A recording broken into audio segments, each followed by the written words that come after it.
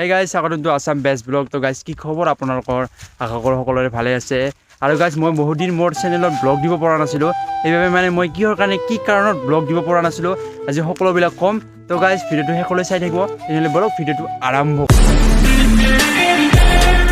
আৰু গাইজ মানে প্ৰথমটো কাৰণ হৈছে মোৰ যিটো মানে কেমেৰাৰ ব্ৰেক চাইডৰ ৱাইড এংগেলটো আছিল সেইটো মানে বেয়া হৈ গৈছে। আৰু গাইজ মানে কেনেকৈ বেয়া হ'ল মানে এদিনাখন মই ব্লগ বনাই আছিলোঁ, সেই চাইকেলৰ পৰা পৰিমাণে চাইকেলত লাগি সেই লেন্সখন মানে ভাঙি গ'ল, সেইবাবে মানে ব্লগ দিয়া নাছিলোঁ। তো গাইজ মোৰ দ্বিতীয়টো কাৰণ হৈছে যে ফাৰ্ষ্ট ইয়াৰৰ মোৰ এক্সাম চলি আছিল, সেইবাবে মানে মই পঢ়া পাতিত অকণমান ব্যস্ত হৈ গ'লোঁ।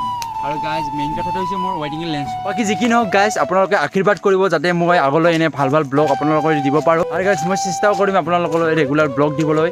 তো গাইজ এইখিনিয়ে আৰু এতিয়া আছোঁ আমি একদম পূৰা নিজান পথাৰত গাইজ, একবাৰে মানে আৰু বহুত গৰম দিছে গাইজ, একদম পূৰা সূৰ্য দেৱতা ইফালে চাওক একদম পূৰা ওলাই গৈছে একবাৰে সূৰ্য দেৱতাৰ ওপৰত, আৰু একদম গৰম, সেইবাবে মানে গছৰ তলত আহি গৈছোঁ একদম গাইজ।